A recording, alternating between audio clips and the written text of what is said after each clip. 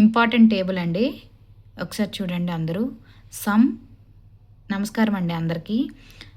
Some functional groups in carbon compounds అనమాట. ఇక్కడ చూడండి, hetero atom, class of compounds, formula of functional group చెప్పారు. చాలా ఇంపార్టెంట్. కెమిస్ట్రీ అనేది ఏమంటే మనం అర్థం చేసుకున్న దాన్ని బట్టి మనం చేయగలము. ఏదైనా సరే బ్లైండ్గా వెళ్తే కొన్ని రోజులే గుర్తుపెట్టుకోగలము.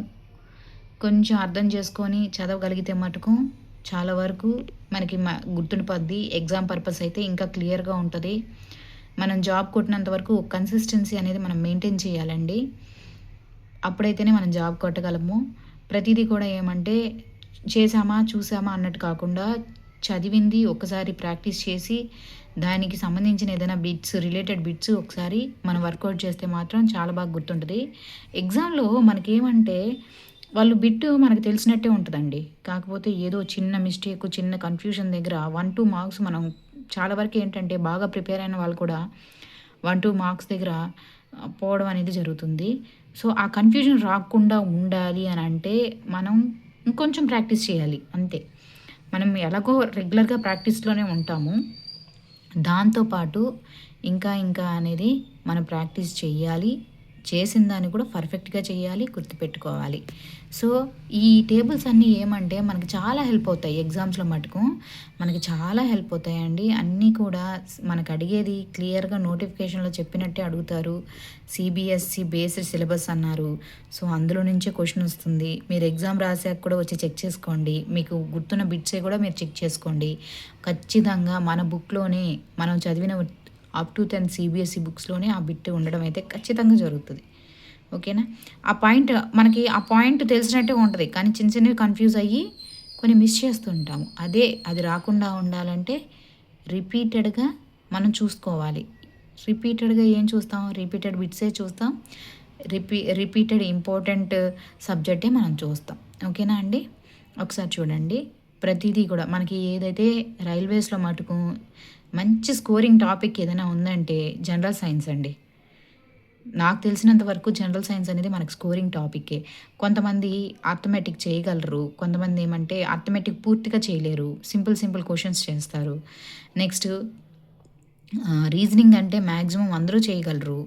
నెక్స్ట్ జనరల్ అవేర్నెస్, అది కూడా ఏమంటే కొంచెం తక్కువ అనమాట. చేయగలిగిన వాళ్ళు బాగా చేస్తారు. లేదు అనుకున్న వాళ్ళు మిగతా అర్థమెటిక్, రీజనింగ్ అలాంటి వాటి మీద ఫోకస్ చేస్తారు. జనరల్ సైన్స్ మనం అనుకుంటాం చాలా వ్యాస్ట్ అనుకుంటాం, కానీ మనం చదువుకుంటే మాత్రం జాగ్రత్తగా మంచి స్కోరింగ్ సబ్జెక్ట్ అండి. మన టెక్స్ట్ బుక్స్లోనే ఉంటాయి. సో ఒకసారి టేబుల్ చూద్దాం. ఓకేనా? హిటెరో యాటమ్ ఏమన్నారు? క్లోరిన్ బ్రోమిన్ అని చెప్పారు. అది హిటెరో యాటమ్ అంటున్నారు. మరి ఈ హిటెరో యాటమ్కి class of compound halo alkane అంటున్నారు. దీని ఏమంటున్నారు? హ్యాలో ఆల్కేన్ అంటున్నారు. ఫార్ములా ఆఫ్ ఫంక్షన్ గ్రూప్ ఎలాగా? Chlorine bromine substitutes for hydrogen atom. దేన్ని ఇది సబ్స్టిట్యూట్ చేస్తుంది? మనకి హైడ్రోజన్ యాటమ్ని సబ్స్టిట్యూట్ చేస్తుంది అనమాట. సో అది నెక్స్ట్ వీడియోలో మీకు తెలుస్తుందండి. నెక్స్ట్ ఆక్సిజన్ బేస్డ్ మనకి క్లాస్ ఆఫ్ కాంపౌండ్స్ చూడండి. Alcohol, aldehyde, ketone, carboxylic acid. ప్రతి దాంట్లో కూడా మనకి ఆక్సిజన్ అయితే ఉంటుంది. ఆల్కహాల్ ఫార్ములా ఏమొస్తుంది? OH వస్తుంది. ఆల్డిహైడ్ OCH వస్తుంది. కీటోను CO వస్తుంది. Carboxylic acid COOH. చూడండి, నేను ఇందుకే చెప్పాను మీకు, చాలా ఇంపార్టెంట్. కార్బాక్సిలిక్ యాసిడ్ అంటారు. కింద దాని ఫార్ములా ఇస్తారనమాట. ఎలా ఇస్తారు? CHO ఇస్తారు, CO ఇస్తారు, CO2 ఇస్తారు, COOH ఇస్తారు. సో మనకేంటి కార్బాక్సిలిక్ యాసిడ్ అంటే COOH అనమాట. ఇలా చూసుకుంటే మనకి 1 మార్క్ అనేది ఈజీగా గెయిన్ చేయొచ్చు. జస్ట్ కొంచెం అర్థం చేసుకోగలిగితే ఖచ్చితంగా మటుకు మనం అటెంప్ట్ చేయగలమండి. మళ్ళీ టేబుల్ నేను రిపీట్ చేస్తున్నాను, జాగ్రత్తగా వినండి. హిటెరో యాటమ్స్ ఏది? Chlorine or bromine. Class of compound వచ్చి హ్యాలో ఆల్కేను.